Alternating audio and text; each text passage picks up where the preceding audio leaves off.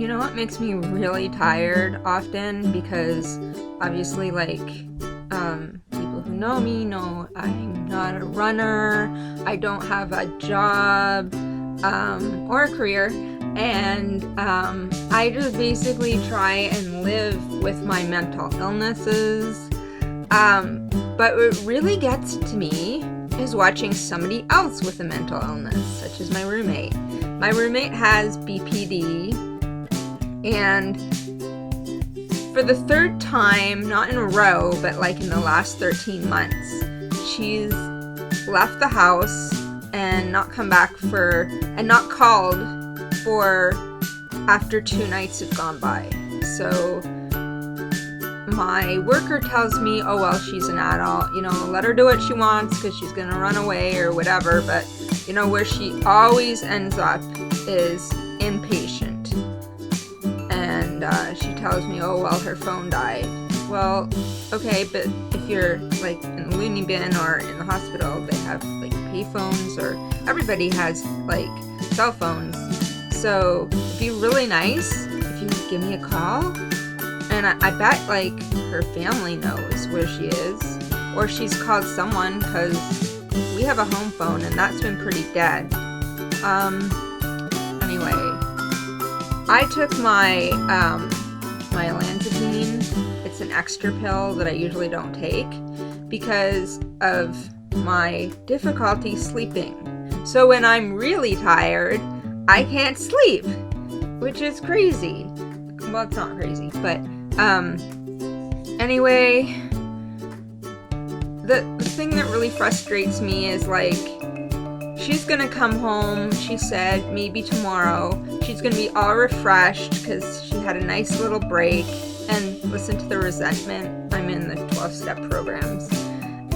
So we talk a lot about that. And I do resent the fact that she gets to, I don't ever want to go to the hospital again, like inpatient, ever. I would never want to do that. But at the same time, like, even when she's here and when she's stressing me out, like going some crazy rant about something, I'm stressed out. And sometimes I have bipolar disorder, so sometimes like I will just get really stressed out and then crash and be really depressed, and sometimes it won't be like a long depression, it'll be like a few days of just sad depression and sadness. So I'm just having a hard time. Just 1 minute I'm angry at her, 1 minute I'm sad because I was her. Like, I'm 42, but when I was in my 20s, there was a 9-year period where I had her symptoms. She has BPD. I had those symptoms. I had bipolar, which wasn't being treated. They were treating me as if I was borderline personality disorder, so I wasn't getting enough medication. And, everybody would look at me like, you're crazy and you're making it up and not take me seriously.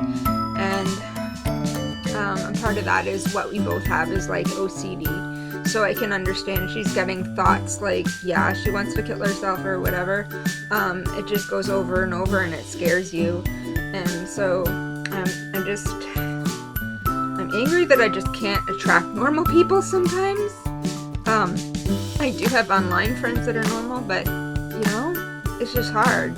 And the night before she left or whatever, she was in a huff and angry about something because she was going through a change. And I said, well, change isn't always bad. And I was trying to say, you know what, no big deal. Because you know what? I'm tired of always like dealing with validating her and stuff like that. So sometimes I want to just say, like, life isn't really that bad. Turn around your mind. If I'm having a really bad day, and I do, I just keep it to myself. Usually I don't bother her. She might see that I've been crying. But the thing is, we're supposed to keep that with our mental health case manager team within that and separate. And we're just roommates. I didn't know her before. I just met her through my mental health worker. And we're supposed to keep our problems like to ourselves as much as we can. So I don't need to be involved in her chaos, but oftentimes I am, and I don't know, it's just hard.